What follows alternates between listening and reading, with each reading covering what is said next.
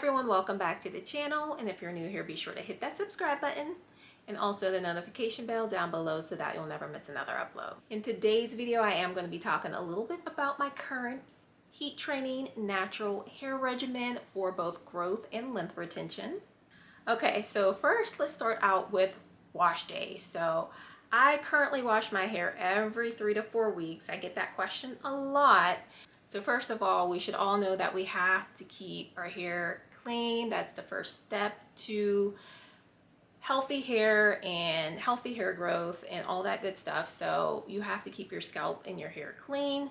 So I always, every wash day, because my hair gets greasy, I have product, I have buildup, you need to clarify your hair and scalp every wash day, no matter what. That's going to allow your products to work better in your hair. That's going to give your hair life and luster. It's going to keep it shiny. It's going to make all the products that you are using absorb and penetrate into your hair so that you get all the benefits of every single product that you're using. So be sure to clarify every wash day.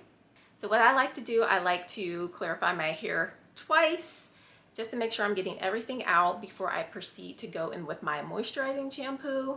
So with my moisturizing shampoo, I'll basically just shampoo once with the moisturizing shampoo, and you can use any shampoos of your choice.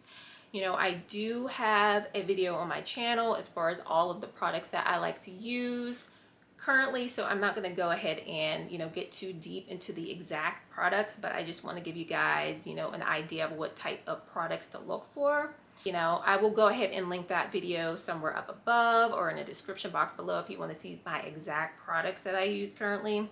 But I do like to go in with a moisturizing shampoo just because it adds the moisture back into my hair, because when you do clarify your hair tends to lose a little bit of that moisture.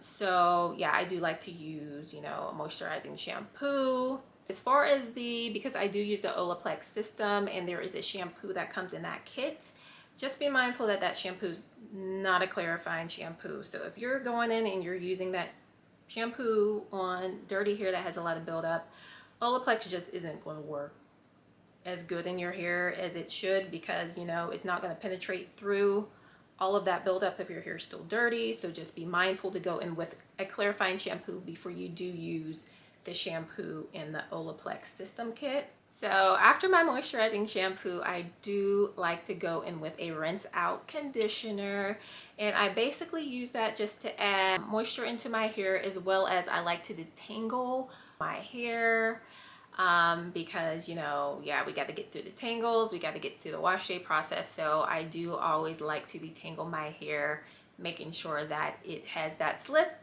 so that I can get through the process fast without ripping out my hair. So yeah, I will do that.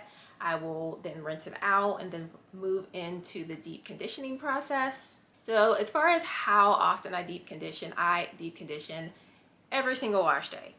Every single wash day. When you just have a more drier texture right off the bat, like I do, like we all do, we're Black women, our hair tends to break off, it gets dry.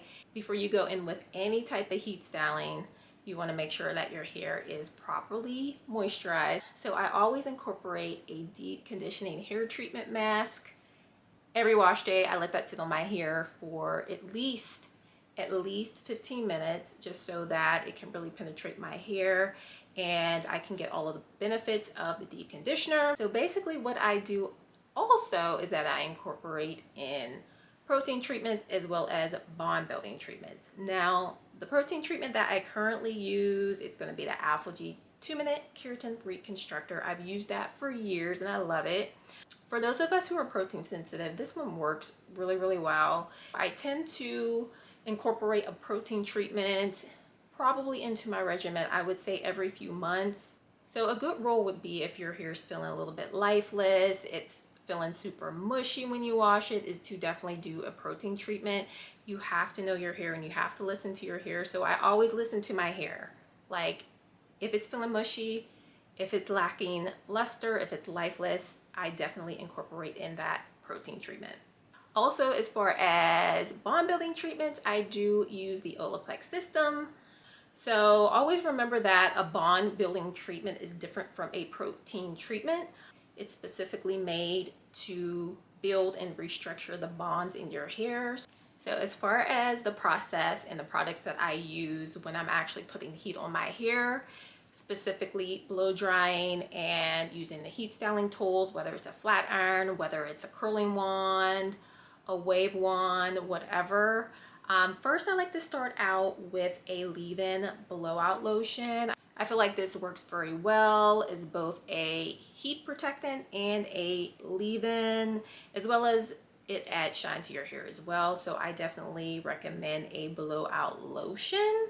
After I distribute the blowout lotion through my hair, I do also like to go in with a heat protectant spray as added protection, because I am not trying to get no damage in my hair, but I feel like that's a very, very good rule to just go ahead and proceed with the heat protectant as a extra protection. And then I just basically like to go in and blow dry my hair. I personally do use a hot setting. You don't have to. You can use a warm setting if you want to.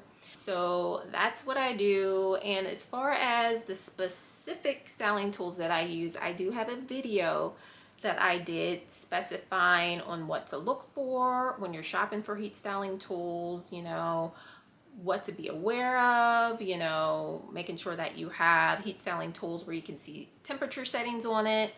So as far as the flat iron I do use a ceramic flat iron. So there are heat temperature setting charts out there, and I will be sure to leave one up on the screen for reference if you're not sure what to flat iron your hair on. Now these charts are going to give you a good idea on what heat temperature setting to use according to your hair's texture. Also, as far as heat training is concerned, I do find it that it's very important to take breaks. You don't want to constantly be putting heat on your hair.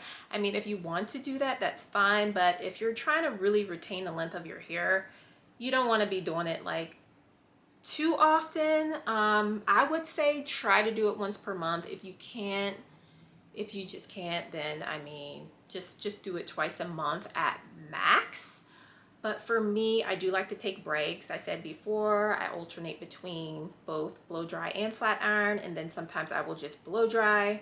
I also do protective styling. Now that it's getting into the warmer months, I'm definitely going to be doing more protective styling, because I find that protective styling is just a way to give my hair a break from the heat, the stress, the elements, anything, and it definitely has helped me to retain length.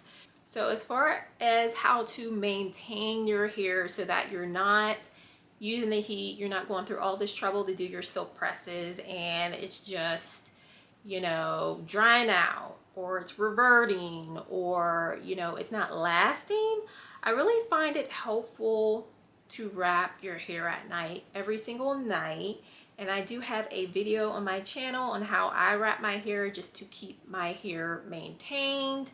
So the last thing that I wanted to mention is trims. For me, my trimming schedule, I do get my hair trimmed twice per year. That's what I've always gotten for my hair pretty much. I've pretty much always got my hair trimmed twice per year. And you need to get a trim on your schedule, not my schedule or anybody else's schedule. I mean, you have to pay attention to your ends in your hair. That's the only way that you're going to actually see the length, the retention of everything that you're growing from the scalp. Trimming when you need your trims is going to help you to see the length that you're growing.